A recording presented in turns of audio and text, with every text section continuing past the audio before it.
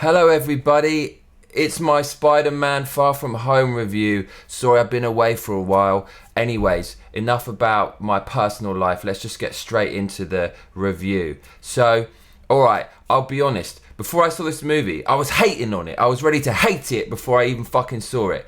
Those of you who saw my community post on YouTube would have seen something along the lines of, I can't believe I'm gonna go watch this Disney fucking bullshit, but I'll see it anyways. The reason I'm telling you this is, that means I went in with the lowest expectations possible for this movie, which I think is the best way to go into any Disney movie. And that might have biased my final opinion, which is actually going to be quite positive, but here we go. So this is completely ad-libbed. I haven't planned this at all. I just want to get this done for your listening and visual pleasure. So, what happens in this fucking film? Spider-Man is still a little bastard. He's only 16 years old in this film, but he doesn't look 16. That's the weird thing, because in the last film, he was what, like 15, 16, whatever. And it's been 2 years since the last film, so how old is this guy really? He must be in his 20s, so it's a bit weird. They're desperately trying to make him look young. And his fat Asian friend definitely doesn't look 16. He has certainly gone all the way through puberty and then some. So that's a bit weird. But anyways, it starts off and Spider-Man is feeling the pressure of being Spider-Man. He doesn't want to be Spider-Man anymore. And this is the kind of thing that I would have come up with if I had written the script. I would say that, look, Spider-Man, he's clearly fucked up. He's a kid. He's gone through all this bullshit. He just wants to be a kid. He doesn't want to turn into the next Michael Jackson and end up as some kind of pedo because of all his neurosis from not having a childhood. So that's normal. He wants to be a normal kid. So I like that dynamic. And he's kind of fucked up. He's saying, man, I really just want to, I don't want to do this superhero shit because the black dude, what's his name? Samuel L. Jackson, Nick Fury's trying to contact him. And there's a little joke where Spider-Man's like, oh, I'm not going to speak to him. And then the Tony Stark, who's dead from the last Infinity War fucking Avengers movie, his little lackey, or like fat lackey, who is the middleman between the messages from above, i.e. Tony Stark's Empire, Avengers, and Spider-Man, he's trying to tell Spider-Man that Nick Fury's trying to contact him. And when Spider-Man says no, the fat middleman says, what? Nobody like fobs off Nick Fury or whatever. So there's a bit of humour in there, which is quite good. It sets the tone for the rest of the humour in the movie. But anyways, I digress. Spider-Man doesn't want to do this superhero business at the moment. He wants to palm it off to someone else. And I really liked that. It looked like he had a lot of anxiety. It reminded me of someone who's about to have a nervous breakdown. And when you think about it, Spider-Man and all of the other superheroes, how come they don't have PTSD? Like 1 week in their shoes, or their boots, I should say, you would have post-traumatic stress disorder. You would start you jump at the sound of the doorbell with all the shit that you've gone through. And that's kind of what's happening to Peter Parker. And I was disappointed to see that they didn't really continue with that vibe throughout the rest of the movie. I wanted to see like an anxious kid who's got some mental problems and shit. I wanted to see a bit more of a dark side, but they totally just got rid of it. And what happened? He has another really fucked up adventure, and at the end of it, instead of saying, look, I really need a holiday now, he's kind of all right with it. So they threw all that potential progression and that interesting kind of mental dynamic out the window after that. Anyways, that's how it starts. And then so Peter Parker fucks off on a school trip around Europe, and when he gets to Europe, he's confronted with some big genie elemental water monster that's going mental, and this guy called Mysterio who comes to kill it. Now, at this point, I thought, wow, this is shit, because it's a really cheesy, massive monster, it's made of water and it's gonna punch you. Wicked, haven't seen that before. And Mysterio's character is just shunted in there. Like, who the fuck is this? There's no background at all. At all. So that was a little bit weird. But the interesting thing about this film is, about nearly like a third of the way through, or just approaching halfway, it's revealed that Mysterio, who's fighting all these elementals, water, fire and whatnot, he's actually a bad guy. He's a super villain, and all of the monsters are just projectors, holograms. That's Mysterio's shtick. He creates these hallucinogenic things that trip people out and con people and trick people. And when that plot twist happened, Mysterio actually acknowledges that the introduction of all these monsters was kind of shitty. He said, man, like, I can't believe he even believed that. He believed that those monsters are real. And this stupid costume, I can't wait to take it off. And I thought, okay, I was thinking your costume was actually shit.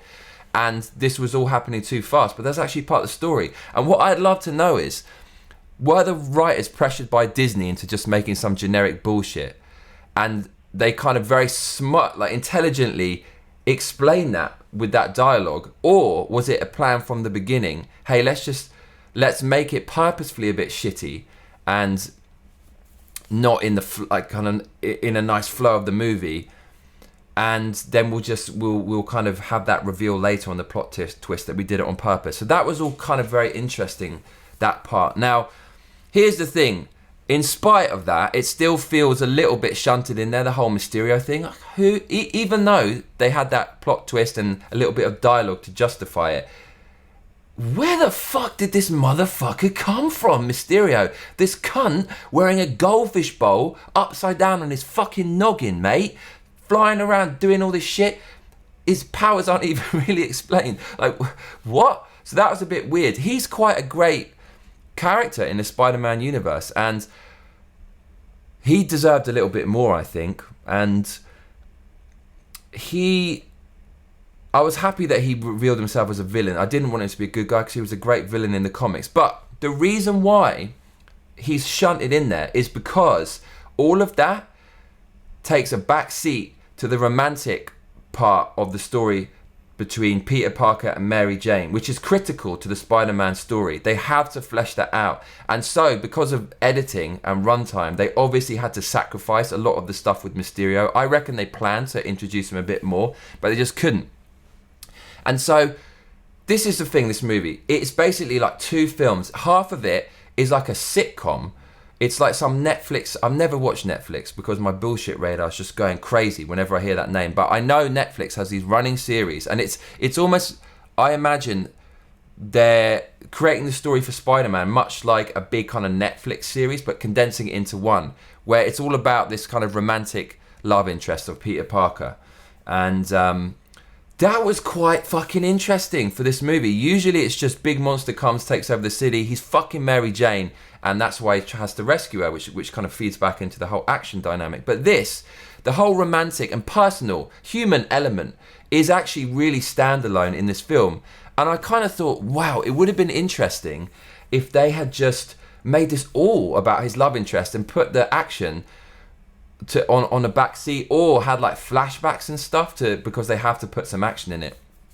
It's really interesting. I thought the film could have stood alone without any action, actually, because Mary Jane and Peter, the dynamic they have is great, and it's really believable how this all comes about. So that's quite cool. And so, right, where are we going in the story? So the humour's, I guess, is on point for Spider-Man. Humour's pretty good. It's quite Avengers-y, but not typical Avengers. Tom Holland, great acting performance. He was great. The guy who played Mysterio, I wasn't sure about him. He was a little bit campy, but by the end of it, I think he as the story progressed and the plot twist came into it, and you started to kind of get behind the villain a bit more, he was actually quite decent. A sign of a great villain is one who's really, really likable. Like, you don't want to like him, and the viewer's conflicted. Like, Darth Vader, fuck, he's such a cunt, but I love Darth Vader. That's what you want the audience to feel. And Mysterio, he could have had it if they had given him more of a backstory, like I said, but because he didn't have one, you don't care about him that much. But still, by the end, he just about pulled it off, I thought. And so the film really got good on that plot twist. So up until that point, when the elemental battle happened, I wasn't really feeling it that much. But when the plot twist happened, it was great, because the plot twist was basically instigated or around the time where Mysterio gives Peter Parker a bad trip. And often I cuss films for having pointless CGI, but that CGI was a visual feast, and it was trippy CGI.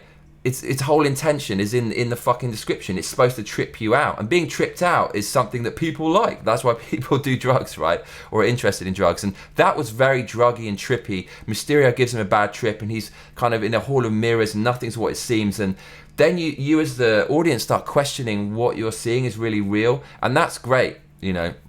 the audience has to second guess everything. And I really like that scene where Peter Parker was in the bad trip and then he gets fucked up. The Dark Night of the Soul, which is the part of the story arc about 75% of the way through, which is the lowest ebb for the superhero before he comes back and then saves the day, and then he has some enlightenment, like his life will never be the same and he's a changed person, is when he gets conned by Mysterio again. He's in another bad trip, and before it goes really bad, it looks like it's normal, and he's giving away all the info about what's happening, all the bad shit and his intentions to stop Mysterio. But actually, all the people he's speaking to are actually Mysterio. He's doing some trip. That's the Dark Night of the Soul.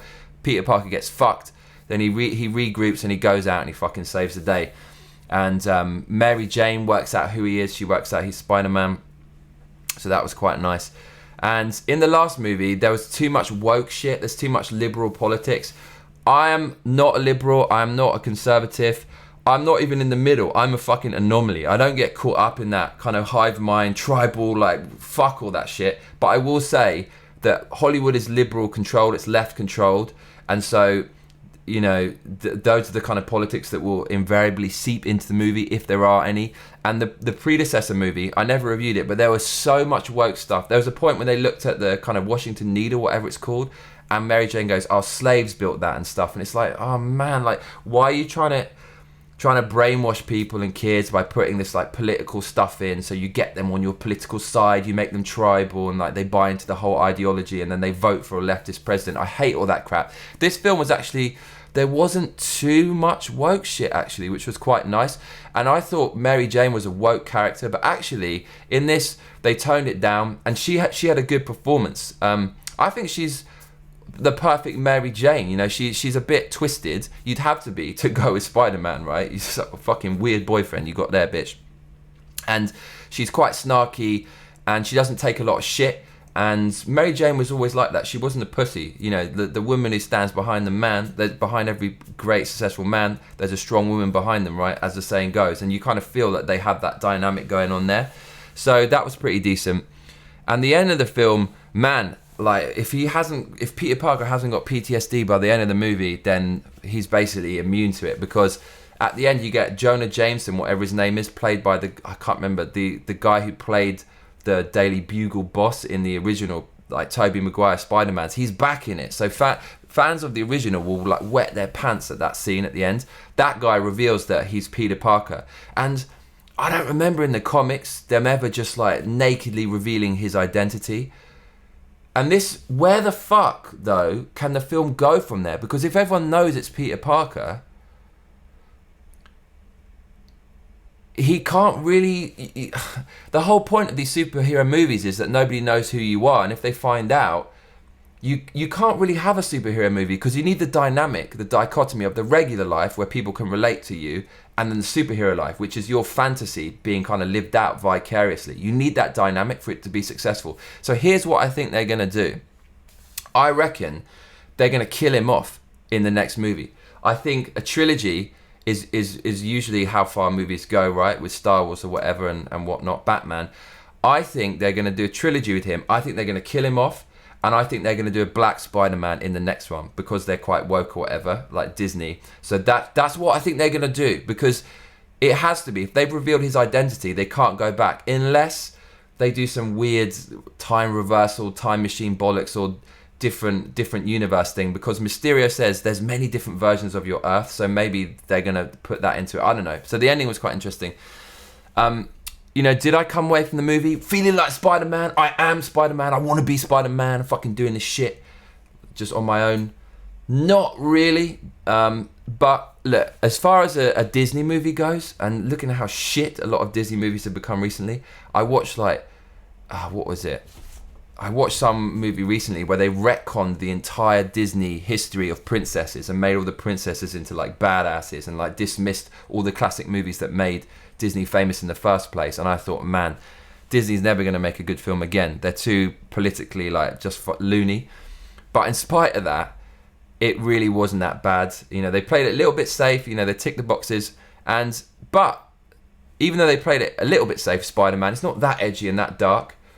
It was quite an unconventional film. Like, the trippy parts were weird, and the part I liked best about it was you were second guessing everything because it could be a Mysterio trick. Now, they missed a trick. Speaking of tricks, they missed a trick. So you had these layers of the movie, layers of reality. So Spider-Man's revealing to Nick Fury about the plan of Mysterio, but actually he's not even in Nick Fury's office. He's in some abandoned car park, and Nick Fury's not even there. It's just Mysterio and Mysterio's goons. So after that, you're thinking, fuck, you're second guessing everything. Then at the end of the movie, it's in London, my fucking city, and he confronts Mysterio, and of course he takes Mysterio down. And right at the end, he's got these glasses. The glasses is a central ex machina of the movie, which helps progress the plot. It can just give you any information and give you any superpowers. He's got the glasses back of Mysterio, and that's how Mysterio was taking over the world. He got Tony Stark's glasses and started like fucking with all his tech.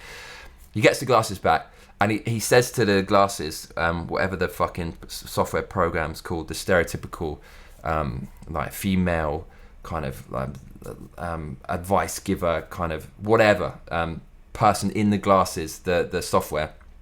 He says to her, is this a trip? Is this real? Is what I'm seeing real?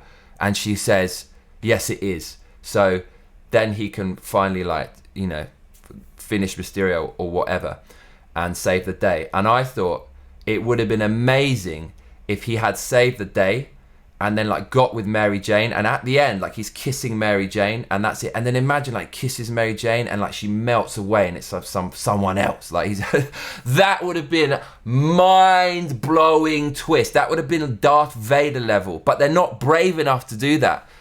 They really should have done that. So he puts the glasses on and says, is this real? And it is. He finishes Mysterio, so then it can't be a trip. Goes and like starts like getting it on with Mary Jane, and then like she melts away. And that would have been, they missed a trick there. So I just wanted to add that. So overall, you can see I'm quite passionate about it. I quite liked it, and it saved my future Disney viewings, because I was thinking that's going to be the last film I'm ever going to see. Look, if I review these films when they come out, I can get more hits and stuff, but this is not about hits. This is just about me sharing my opinion with you and just vibing with people. So I'm not in it for clickbait. And I thought, fuck it, I'm not going to review any more films because it's too woke and too much bullshit. But this kind of changed my opinion. So I will go and see the future Disney movies and other movies and review them for you. If you want it, if the demand is there. And man, Star Wars is coming out. I can't wait to destroy that film. It's clearly going to be terrible. But then low expectations could be good. Anyways, overall, I give Spider-Man Far From Home 7 out of 10. Solid 7. Solid 7. Nothing wrong with it at all. And special effects were pretty good. Some parts no, some parts yes. The acting was great from Tom Holland. Great from Mary Jane. It wasn't too woke. It was like a super diverse cast. It's like a Muslim character like following them around, and the only white people was like Peter Parker and like someone else, and the rest of the whole school trip, it was about 15 people, because they felt guilty of making the lead character white. It's like, gotta make it as diverse as possible. So Disney's whole like social engineering is still in the film, but it's bearable. It's bearable. It's fine. I don't have a problem with it. Just, you know, do your thing. As long as you make a good movie and don't put too much political like brainwashing bullshit in it, I'm cool with it.